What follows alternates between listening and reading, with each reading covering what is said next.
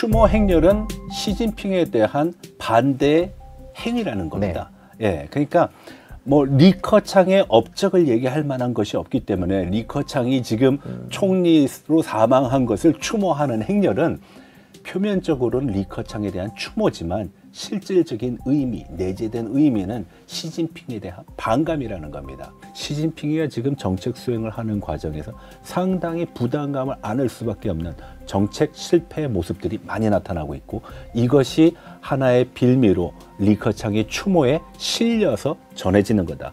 리커창은 단순하게 매개의 역할밖에 안 된다라고 저는 봅니다. 그래서 이걸로 인한 쿠데타라든지 아니면 정치적인 이슈가 될 만한 천안문 사태의 준한 행동은 중국에서 나오기 좀 힘들다라고 봅니다. 예, 중국의 경제 수장이었죠. 리커창 전 총리 사망 소식이 전해졌습니다. 그러면서 그 중국 내 추모 열기가 뜨겁다, 이런 얘기가 나왔습니다. 심장마비로 발생했다라는 기사도 나오고요. 그 다음에 추모 열기가 대단하다, 이런 얘기도 나오고 있습니다. 교수님, 일단 여쭤보고 싶은 게 리커창 총리의 사망과 관련해서 네. 지금 뭐 여러 가지 얘기들이 나오고 있습니다. 뉴스 어떻게 보셨습니까? 심장병, 사인이 심장병이라는 거는 사실 누구도 예측하기 힘듭니다.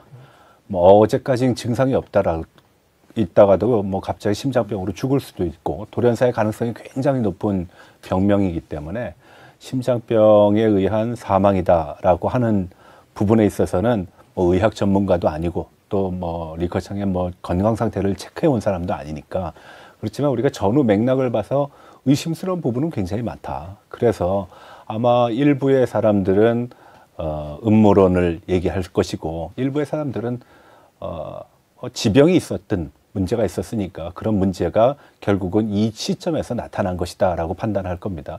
사실 리커창은 심장 수술을 받은 적이 한 번 있습니다.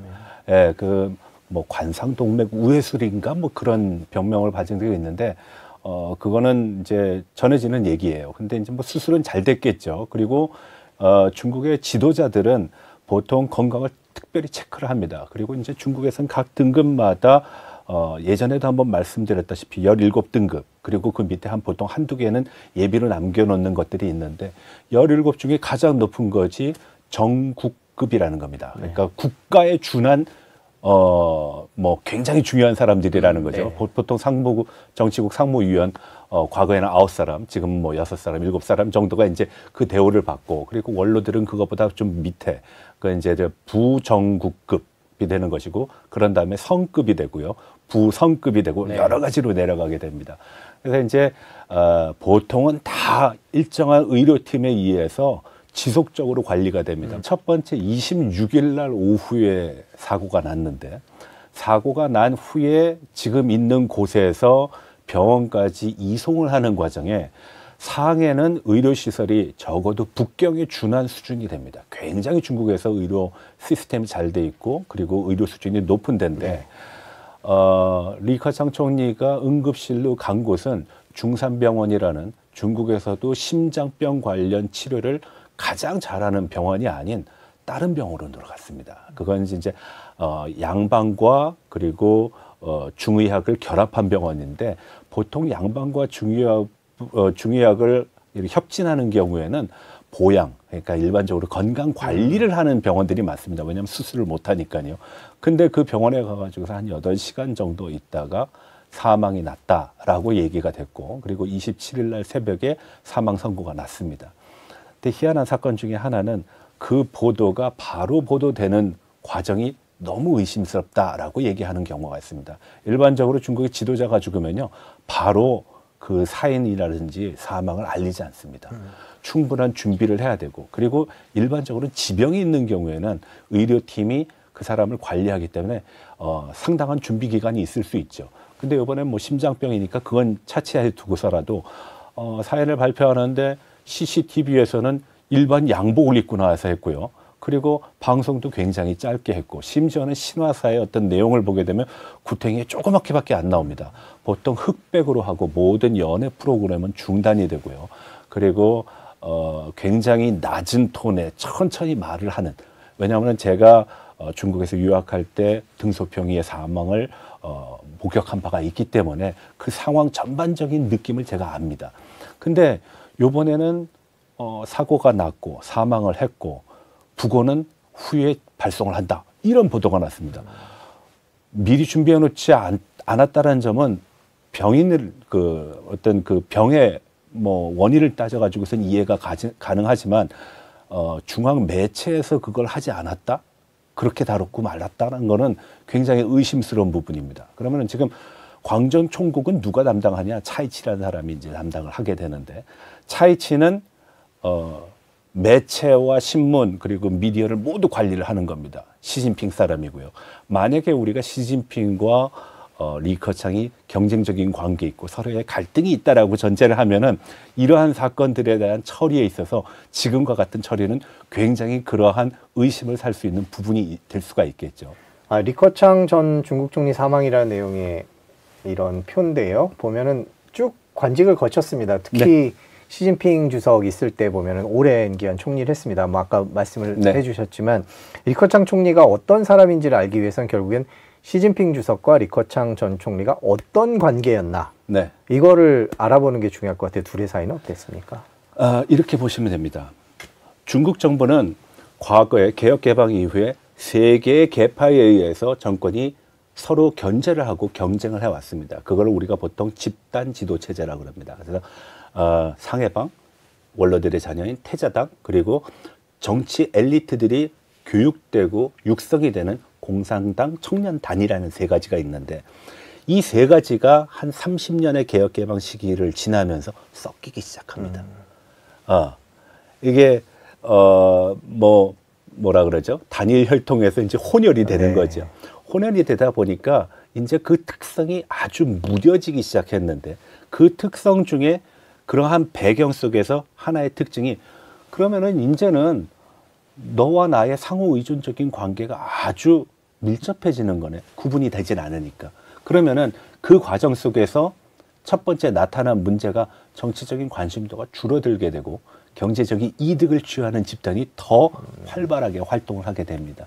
그래서 그것을 좋게 보는 사람은 경제의 동력이 됐다라고 보는 거고 나쁘게 얘기하면 부정부패의 고리가 됐다라고 얘기를 합니다. 두 번째로는 정치적 측면에서 한번 볼 필요가 있는데 정치적 측면에서 중국은 항상 다음 지도부의 지도자들은 차차기를 미리 뽑아 놓습니다. 네. 그래서 짱저민 때 시진핑이 부상이 됐고 후진타오 때 이제 시진핑이 끝나고 확정이 됐는데 문제는 시진핑은 정해놓지를 않았어요. 그리고 임기가 지금 뭐 무한정으로 연장이 된 거나 마찬가지거든요. 그러면은 미래 정치에 대한 우리가 불확실성을 줄이기 위해서는 확실한 권력의 계승자가 필요합니다. 근데 권력의 계승자가 아니라 권력의 경쟁자들 다 지금 죽이고 있어요. 없애고 있어요. 그러면은 미래에 대한 불안감은 계속 늘어나게 되고 한 사람에 대한 권력 집중은 계속 더 공고하게 되는 겁니다. 그래서 시진핑을 황제에 비유하는 거고 독재에 비유하는 체제로 갔습니다. 물론 이 사람이 정확한 정견을 가지고 강한 드라이브를 가지고 정치를 운영을 하거나 경제 운영을 하면은 문제가 없는데 지금 문제는 이 사람이 추진했던 각종의 정책이라든지 정치적인 생각, 뭐 정치 철학이라고 보통 얘기하는데 이것들이 현실과의 괴리, 정책 실패로 계속 나타나면서 드러났다는 겁니다. 네. 그 희생양 중에 하나가 바로 리커창이죠. 그래서 리커창과 시진핑은 원래 리커창이 국가주석이 될 수도 있었습니다. 예, 왜냐하면 리커창은 후진타오가 밀었어요. 네. 근데 리커창이 후진타오를 밀었는데 중국에서의 원로 정치 그리고 기득권층이라는 걸 돌파하기 위해서는 젊은 사람, 비록 공산당 청년단이 49년 이후 지금까지 74년의 역사를 갖고 있지만 이 74년의 역사로서 국가를 수립했던 건국 원로들의 어떤 틀을 깨기가 굉장히 힘들어요. 시진핑은 슈종신의 아들이다 하면 그 상징적인 의미가 굉장히 강하게 나타나는데 리커창은 일반 보통 공무원의 자녀거든요. 네. 리창보다는 낫습니다. 리창은 그것보다 더 못한 상황에서 이제 성장을 한 케이스니까. 그래서 어떤 정치 세력화하는 과정에서 공고한 세력으로 잡기에는 공천당이 약해졌다라는 거고, 시진핑이 들어오면서 앞서 말씀드렸다시피 공천당의 세력을 계속 지속적으로 약화시켜 왔기 때문에 오히려 리커창의 백업이 될 수 있는 힘이 사라지게 된 것이죠. 그래서 시진핑과 리커창의 관계에서 리커창이 하나 잘못한 거는 뭐냐? 끊임없는 경쟁 구도를 유지를 하지 못하고 초반에 게임 오버가 됐다라는 겁니다. 그때 그 게임 오버를 선도했던 하나의 정책이 바로 부정부패예요. 그래서 부정부패 사이에서 같이 박수를 치다 보니까 정적을 하나씩 없애는데, 첫 번째가 군에서 없앱니다. 중국은 당, 정군 삼각관계로 되어 있는데 군을 없애면서 군으로부터 충성을 받고, 국무원을 쪼개면서 거기에 이제 그 전파 총국 같은 거를, 이게 선정기관이니까 당으로 옮깁니다. 외교부도 예전에 국무원 소속이었는데 그것도 당이 관리하는 걸로 바뀝니다. 그리고 전면적인 소강 무슨 소조, 외교안보 소조 계속 당 쪽에 옮겨가니까 국무원이 약화가 됐고 총리의 역할은 그만큼 없어졌다는 얘기고, 그리고 그런 실력 행사를 할 수 있는 능력이 계속 감소가 됐어요. 그것을 리커창이는 견제할 수 없었습니다. 그게 가장 큰 패착이었고, 지금 시진핑 중심의 1인 지도 체제, 강력한 어떤 힘을 가지고 정권을 유지할 수 있는 그런 체제의 모습으로 고착화시켰다라고 보시면 됩니다. 리커창의 사망을 가지고 얘기를 했을 때 많은 사람들은 리커창의 어떤 능력이라든지 아니면은 그런 백그라운드를 보지 않습니다. 지금은 오로지 한 군데에 집중되어 있습니다. 잘한 사람과 못한 사람의 이분법적인 시각에서 판단한다는 겁니다. 못한 것은 결국은 시진핑에 대한 비난이고, 잘했다라는 것은 시진핑이 잘했다라는 것이 아니라 리커창 총리가 바로 잡을 수 있었는데 그 사람을 등용하지 않았다라는 겁니다. 시일이, 그러니까 이 리커창과 시진핑의 경쟁 구도는 사실 10여 년 전에 이미 끝났다라고 볼 수 있습니다. 왜냐하면 시진핑은 국가 주석직에 올랐고 리커창은 총리직에 올랐거든요. 근데 그 게임이 이미 10년 전에 완료됐다라는 가장 큰 증거 중에 하나가, 일반적으로 총리는 국내 문제를 담당하고 경제 문제를 담당합니다. 그래서 초창기에 기억하실지 모르겠지만 2013년도에 양회를 통해 가지고선 국가 주석과 총리가 임명이 되는데, 그때 리커창이가 우리가 알고 있는 리커노믹스라는 걸 얘기합니다. 예, 경제에 대한 어떤 운영 방식에 있어서 리커창의 어떤 사상이 상당히 가미가 된 내용을 하는데, 1년 뒤에는 리커창이 일선에서 물러나고 시진핑이 영도 소조라든지 아니면은 그런 총리의 역할을 대시하는 것으로 등장을 하면서 리커창에는 1년짜리 총리에 지나지 않았다라는 이미지를 전반적으로 남기게 됩니다. 그래서 사실 리커창은 9년 동안 총리직을 수행을 했지만 실상 우리한테 총리의 어떤 이미지라든지 그런 건 남아있지 않습니다. 리커창 총리의 능력에 관한 문제에 대해서 설명을 드리겠습니다. 이 능력에 관한 문제를 설명하다 보면은 보통 우리가 현재 리창이라는 총리와 비교를 자연스럽게 하게 되는데, 총리는 굉장히 힘든 직입니다.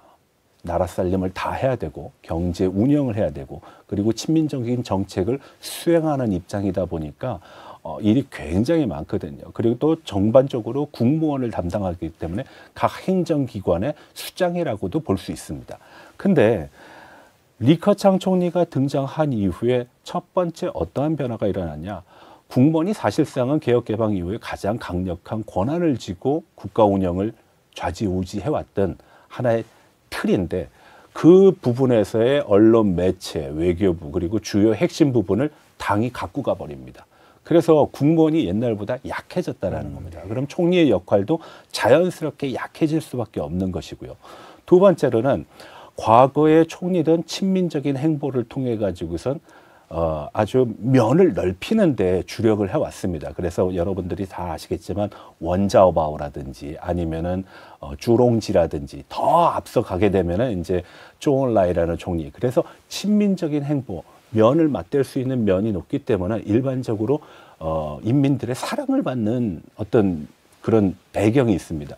근데 실질적으로 리커창이 총리긴 했지만 총리로서의 역할을 수행할 수 있는 권한이라든지 아니면은 능력을 투사할 수 있는 장이 펼쳐지지 않았기 때문에 이 9년의 임기 동안은 거의 그 존재감이 없다시피 했습니다. 오히려 가끔 나와가지고선 내가 지금 판단하는 중국 경제에 여러 가지 문제점이 있는데 이 문제점을 왜 지금 중앙정부 혹은 당이 짚고 넘어가지 않느냐라는 발언 정도를 한 걸 가지고 외부에서는 시진핑과 각을 세운다라고 얘기를 하는데 실질적으로는 각을 세운다고 볼 수가 없습니다. 그러면은 반대하는 입장과 관련된 내용들은 어떤 것이 있느냐? 그렇게 첨예한 반대되는 내용은 없었습니다. 첫 번째로는 중국이 개혁개방 이후에 특히 아시아 금융위기 이후에 대대적인 양적 완화의 형태로서 경기를 부양해왔던 것이 전통적인 중국 경제의 정책이었습니다. 그걸 이제 대숙 만관이라 그래가지고선 뭐 물을 가득 담아가지고선 그 관계 농사를 짓는다라는 그런 표현을 짓는 거거든요. 거기에 비유를 한 것인데 그 물을 많이 붓다라는 건 유동성을 많이 공급했다라는 건데 이 유동성이 승수 효과를 해가지고선 다시 돌아오면은 경제 발전에 도움이 되지만 이 물길이 어디로 빠졌는지 알 수 없을 정도로 지하로 빠지거나 증발하거나 아니면 다른 물길로 빠지게 되면은 돈을 뿌린 만큼의 효과를 거둘 수가 없었던 것입니다. 그것이 코로나 상황에서 가장 큰 패착으로 지금 평가되고 있는 것이거든요. 근데 그 정책을 지금 리창은 부인하지 않습니다. 여전히 유효한 정책으로 사용하고 있고 그 시각을 갖고 있다는 측면에서 보면은 상황에 대한 판단은 리커창이 굉장히 정확하게 했다. 두 번째로는 리커창은 중국의 각종 데이터에 대한 의심을 한 최초의 총리입니다. 과거의 총리들은 그런 문제점을 크게 부각시키지 않았어요. 일반적으로는 금융에 문제가 있는데 여기에 비리가 많고 부정부패가 많으니까 주롱지 총리인 경우에는 99개 관을 준비해라. 마지막 하나는 내가 들어간다. 내가 금융개혁을 철저히 하겠다. 물론 성공하지 못했습니다. 근데 리커창은 들어오면서 세 가지를 얘기를 하는데 첫 번째, 경제가 발전하고 있다라는데 발전할 수 있는 객관적인 지표가 있어야 되는데 그 지표가 정확하지가 않다. 이해가 안 된다. 만약에 경제가 아주 활기를 펴게 되면은 전기 사용량은 늘어야 되는데 전기 사용량은 줄어들었다. 이거 어떻게 설명할 거냐. 두 번째, 중국의 국내 화물은 대부분 기차를 통해 가지고서 운행이 되는데요. 화물 그 운송과 관련된 물동량이 늘어나야 되는데 그 물동량이 늘어나지 않았는데 어떻게 경제가 플러스 성장을 했다라고 이렇게 많은 성장을 했다라고 판단할 수 있느냐. 그래서 두 번째가 화물 물동량을 가지고 보는 지표를 내놓습니다. 세 번째가 뭐냐 하면은 바로 은행의 신용 대출. 경제 상황이 좋아지면 많은 사람들은 투자를 할 것이고 투자에 필요한 자금을 조달하기 위해서 은행에서 대출을 할 텐데 경제는 좋아졌다라는데 대출 규모는 늘어나지 않았다. 그래서 이 세 가지를 리커창 지수라고 합니다. 그래서 리커창은 다른 거 안 본다. 국가통계국이 발표한 거 나는 일단 의심의 눈으로 바라본다. 내가 판단하는 기준은 조금 전에 말씀드린 세 가지 기준에 의해서 경제를 판단하겠다라는 겁니다. 실제로 경제 우리가 코로나 끝난 다음에 리오프닝이 되는 과정에서 많은 분들은 굉장히 큰 기대감을 갖고 있었거든요. 그래서 이거 상고하저가 되는 거 아니냐, 아니면 리오프닝으로 새로운 모멘텀이 형성이 돼서 경제가 상당히 좋아질 거다라고 했는데 그때 뭐 저는 뭐 경제 쪽을 보는 사람은 아니지만 제가 중국 정치와 경제를 동시에 볼 때 저는 아무래도 리커창 지수에 좀 관심이 많아서 지난번 방송에서도 말씀다시피 이 리커창 지수를 확인을 해보니까 좋아진 게 하나도 없어요. 오히려 마이너스 길을 가고 있어요. 그래서 이거 지금 중국 정부가 발표하는 거하고 상당한 괴리가 있다라고 말씀드렸고 상고하저는커녕 하반기에 가서 좋아질 거라는 기대감도 그건 그냥 우리의 심리적인 기대감 뿐이다라고 말씀드렸습니다. 네, 리커창 장례식 고민하는 중국 반시진핑 시위 기폭제될까 우려라는 제목의 기사입니다. 그 교수님 보시기에는 리커창 총리에 대한 이런 추모가 실제로 그런 분위기로 갈 수 있는지, 또 시진핑 쪽에서는 실제로 그렇게 생각하는지, 그거에 대해서 이게 조금 다릅니다. 예. 앞서 말씀드렸다시피 리커창은 초기 1년에 일반적으로 알고 있던 총리의 모든 권한을 가지고 그리고 총리의 업무를 봐왔고 그리고 국무원을 다스려 왔기 때문에 굉장한 기대감이 있었지만 그 시효는 불과 1년에 지나지 않았다라는 겁니다. 그러면서 시진핑이 전면적인 소강사회라든지 아니면은 지속적인 발전이라든지 이런 거에 영도소조의 조장을 맡으면서 리커창의 영역을 침범해 오면서 리커창이 상대적으로 후퇴하는 그런 모습을 보여왔거든요. 그래서 리커창은 일반 대중들한테는 청렴하고 친민적인 총리로서의 이미지는 있지만 행정적으로 그리고 정책적으로 어떤 뚜렷한 업적이 눈에 보이진 않습니다. 자, 그런 과정에서 지금 문제는 시진핑의 장기 집권과 지속적인 경제 하락, 대외적으로는 미국과의 갈등 관계, 그리고 중국의 수출 부진, 투자의 급격한 감소, 민생의 어려움은 코로나로 이미 증명이 됐고 그러한 후과가 지금도 지속되고 있거든요. 그러니까 시진핑은 어떤 모멘텀이 돼가지고선 이것이 하나의 도화선이 되거나 발화점이 된다 그러면 굉장히 정치적으로 부담을 가질 수밖에 없습니다. 그런 측면에서 시진핑은 리커창이의 어떤 추도 행렬이라든지 추모 행렬 그리고 추모식에 대한 통제, 규모에 대한 통제 아니면은 내용에 대한 통제, 기간에 대한 통제를 원할 것입니다. 물론 시진핑이 직접 나서서 하지는 않을 거예요. 이게 첫 번째인데 저는 개인적으로 많은 인민들이 시진핑 정부에 대한 반대의 목소리 그리고 불만을 표출하긴 할 겁니다. 이 표출은 아마 추모식에 참석하는 인원들로 그리고 그 행렬을 통해서 나타난다라고 보지만 과거에 우리가 1989년도에 후야오방이가 갑자기 사망하고 그리고 국내적인 여러 가지 문제가 복합되면서 6.4 천안문 사태가 일어났습니다. 그러한 상황은 일어나지 않을 거라고 봅니다. 왜? 이미 9년이 넘게 10년이 넘게 사회적인 전반적인 통제를 너무 강화해왔다. 그리고 이런 것이 지금 중국 정부의 압박은 될 수 있을 정도 정권을 뒤집을 만한 그런 모멘텀은 되지 않는다는 측면에서 보게 되면은 중국 정부가 고민하는 거는 많지만 이 고민은 충분히 통제 가능한 범위에서 지금 진행이 되고 있고 과거에 1989년도 6월 4일 날 일어났던 천안문 사태와 같은 인민 대중의 전국적인 어떤 반대 운동이 하나의 정치적인 그리고 사회적인 혼란을 이야기할 국면은 나타나지 않을 것이다. 그것이 나타나려면은 리커창이 10년 동안 끊임없이 시진핑과 경쟁을 했어야 돼요.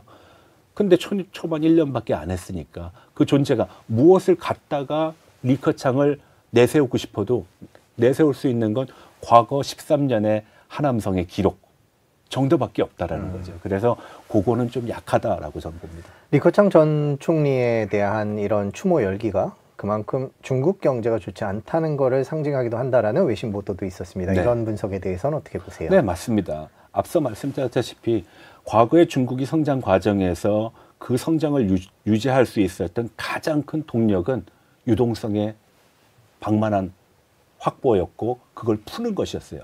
그리고 그 푼 대부분의 돈이 부동산에 들어갔고 네. 부동산이 경기 활성화를 위한 하나의 엔진 역할을 했다라고 보시면 됩니다. 우리가 지금 여러 차례에 걸쳐 가지고선 이 SBS에서 중국 경제를 얘기해 왔는데 중국 경제를 얘기할 때마다 아마 여러분들도 피로감을 많이 느끼실 거예요. 첫 번째가 끊임없는 부동산 문제가 나타나고 있거든요. 부채가 문제라고 저는 생각하지 않습니다. 왜? 기업이 사업을 하면서 자기 돈 가지고 하는 사람들은 없어요. 부채를 끌어낼 수밖에 없습니다. 다만 지속적인 성장이 담보되고 양이 위출이라 그래가지고서 내가 버는 소득에서 쓰는 돈이 항상 밑에 있으면은 문제는 되지 않습니다. 버는 돈은 100인데 쓰는 돈이 150이라 그러면 이거는 망하는 길로 가는 거죠. 두 번째는 이제 금융으로 간다라는 얘기하고 있습니다. 지금 각종 부조리로 인해 가지고선 시진핑의 후견인 혹은 시진핑의 대오라고 얘기하는 주변의 사람들이 부정부패 혐의로 낙마를 하고 네. 아니면 숙청을 당하고 감시를 받고 있습니다. 한 가지 말씀드리면은 헝다와 관련돼 가지고선 지금 조사받는 정치국 상무위원급 원로를 포함해서 퇴직한 사람들 포함해서가 9명입니다. 그리고 정치국원까지 포함하면 18명이 되고요. 그리고 각 성의 국장급 이상의 간부로 하게 되면 한 600명 정도라고 얘기합니다.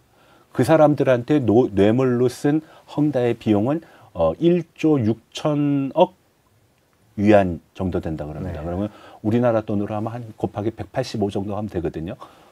어마어마한 규모입니다. 중국이 반부패를 가지고 한 시진핑이 등장을 했지만 이 시진핑의 반부패는 결국 진정한 부패를 처리한 것이 아니라 정적 제거의 수단으로서 활용됐다라는 것이고, 오히려 지금 이 상황에서 시진핑은 자기 주변에서의 부패 문제를 해결해야 되는 문제가 있습니다.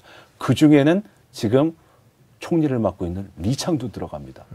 앞으로 어떤 뉴스가 나올지 모르지만 굉장히 치명타가 될 수도 있는 부분이거든요. 자, 그렇다 그러면은 지금과 같은 경제 상황 속에서 중국이 가지고 있는 여러 가지 문제점을 얘기했던 리커창의 어떤 경제 정책 그리고 논리는 굉장히 주목받을 수밖에 없습니다. 그렇지만 시진핑이 드라이브를 걸고 있는 것이 워낙 강력하고 워낙 광범위하기 때문에 거기에 대한 반기로서 어떤 인민들의 목소리를 낼 수 있는 어떤 기회가 없다라는 것이죠.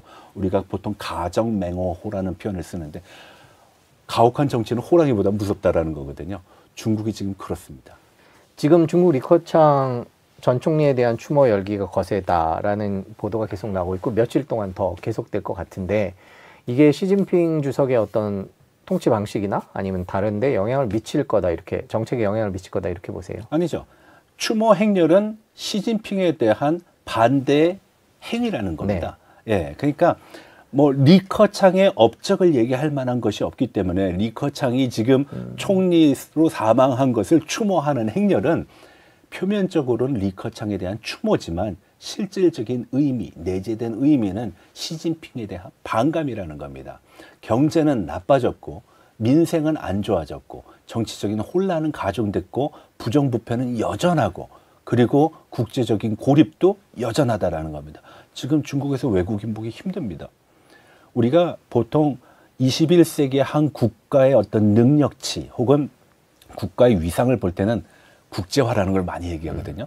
돌아다니는 외국인이 많아야 되는데 지금 중국 잘못 들어가면 반간첩법, 대외관계법, 그리고 비자도 내기 힘듭니다. 그러면 중국인들이 그걸 안 느끼겠냐는 거예요.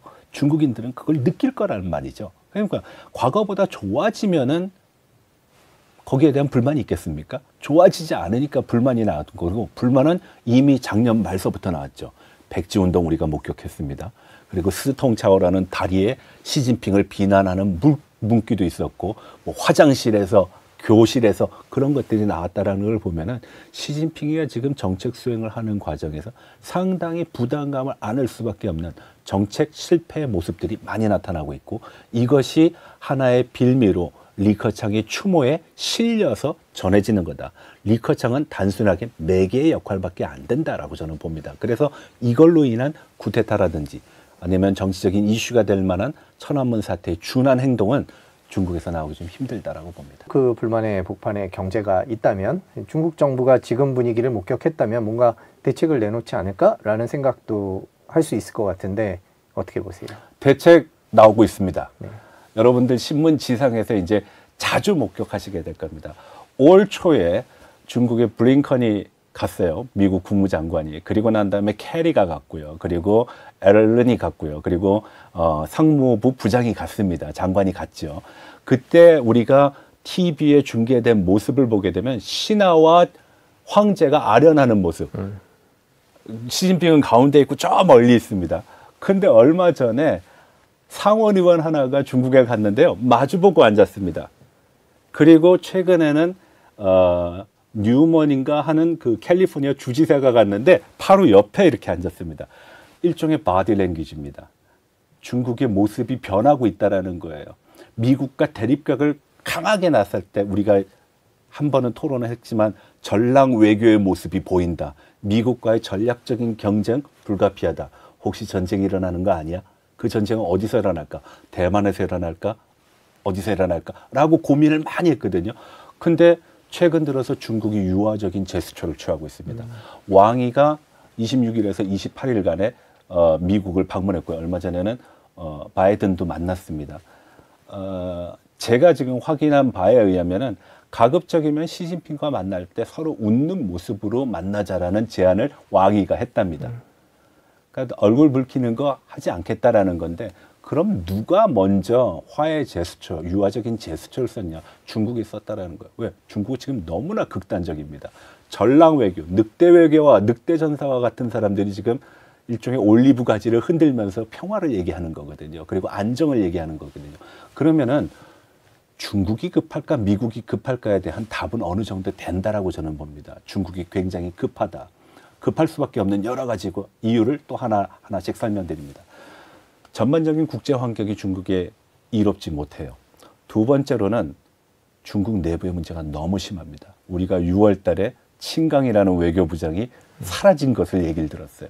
그리고 리샹포라는 국방부 장관이 지금 조사를 받고 있고 연락이 두절이 됐습니다. 아마 요 며칠 사이에 샹산 회의라고 국방 안보 관련된 회의를 중국에서 하는데 주최 측이 중국이거든요. 근데 중국 국방부 장관이 없어요. 공석이에요. 누가 나갈 거냐라는 거죠. 아마 중앙군사위원회 군사부위원장이 나갈 겁니다. 짱요샤라는 사람이 나갈 건데 모양새는 썩 좋지 않습니다. 달리 얘기하면은 중국 국내적인 문제가 심각하다라는 겁니다. 세 번째로는 우리가 일반적으로 경제가 성장하기 위해서 세 가지가 작동이 잘 돼야 되거든요. 수출, 투자, 소비. 그 중에 하나만 잘 돼도 됩니다. 근데 수출 코로나 때문에 잘 안 됐어요. 투자, 돈 없는 서방 선진국들이 이제 투자의 여력이 떨어지니까 중국 투자 쉽지 않아요. 그래서 소비를 키워야 돼서 나온 것이 쌍순환이라는 겁니다. 해외 시장도 개발하고 국내 시장도 개발해서 소비 촉진을 통한 경제 성장. 아니 사람을 3년 동안 가다 놓고 경제 활동도 거의 3년을 하다시피 하지 않았는데 이게 되겠습니까? 그러니까 세 개의 기본 전제 속에 하나만 잡아도 경제가 어느 정도 굴러갈 거라고 판단했는데 세 개가 모두 안 좋습니다. 각종 지표 요즘 잘 나오고 있다라고 얘기하는데 대부분의 지표는 전년 동기 대비입니다. 기저효과 때는 상당히 좋게 보이지만 전월 동기 대비로 판단하게 되면은요 굉장히 실망스럽습니다. 그래서 중국의 지표를 볼 때 지금 이 상황은 코로나라는 완전히 특수한 상황이 있기 때문에 전년 동기 대비로 보게 되면은 그 기저효과가 어마어마 크게 작용해서 굉장히 중국이 잘하고 있는 것처럼 보이지만 전월 동기 대비, 전분기 동기 대비로 하게 되면은 아마 중국의 경제 성장은 아직도 의심을 하고 아직도 지속적으로 관찰을 해야 되고 아직도 희망적인 뉴스라고 단언하기 힘든 상황이 될 거라는 겁니다. 그래서 중국이 내외적인 이러한 각종의 문제를 극복하기 위해서 하나의 출구로 찾은 것이 바이든과 시진핑의 에이펙에서의 만남입니다. 이제 다음 달에 미국으로 가겠죠. 중국인들한테는 미국과의 관계 좋아질 거다. 희망적인 메시지가 돼야 될 것이고 해외 투자자들에 대해서는 중국, 미국에 저항하는 미국의 각을 세우는 그런 국가가 아니라 서로 협력을 할 수밖에 없는 국가. 그래서 왕이가 첫날서부터 양일간 미국에서 활동을 하면서 제일 많이 꺼낸 단어가 협력입니다. 언제는 협력하지 않는다 그랬어요. 네. 그런데 협력이라는 단어를 끊임없이 노출을 시키는 것도 그 이유라는 거예요. 세 번째는 뭐냐면 중국의 위상을 유지를 해야 된다는 건데 그 위상을 유지하기 위해서 돈이 많이 필요하단 말이에요. 근데 지금 돈 나올 구석이 없습니다. 돈을 써야 되는 구석이 많습니다. 아까 전에 말씀드렸던 9천억의 손실이 있는데 그 9천억이 바로 1대1로를 통해서 매몰 비용으로 처리된 비용입니다. 한번 볼까요? 1대1로에 중국이 지원했던 국가들 지금 하나도 살아남는 국가 없습니다. 잠비아는 파산했고요. 아르헨티나는 뭐 대출금 상환 유예라든지 아니면 절감을 해달라고 얘기하고 스리랑카는 파산을 했기 때문에 항구를 100년 동안 조차를 했고요. 파키스탄도 마찬가지입니다. 지금 곳곳에서 이런 얘기가 나오는데 우리가 장사를 잘해서 본전만 유지해도 지금 상황에서는 나쁘지 않은데 이 매몰 비용이라는 거는 회수 불가능한 비용이거든요. 그게 9천억 달러입니다. 3조 2천억 달러에서 국내 부실 도래하는 부채 상환을 해야 되는 거를 2조 9천억 달러를 제외하면은 2천억 달러의 여유 자금으로 9천억 달러의 1대1로로 인한 매몰 비용, 손실을 어떻게 감당할 거냐라는 거죠. 그것이 이제 차근차근 올 겁니다. 지금은 부동산 업체에 대해서 목을 조여오지만 이제 금융 부분으로 올 거고 국가에 대한 신용, 어떤 채권 이런 부분으로 오게 되면은 중국의 어떤 경제 성장, 우리가 과거에 생각했던 그런 고도 성장, 지속적인 성장, 지금 이 시점에서는 조금 심리적인 대비를 해야 된다라고 봅니다. 부정적으로 보는 것이 아니라 심리적인 대비가 필요하다. 지속적으로 객관적으로 봐야 된다라고.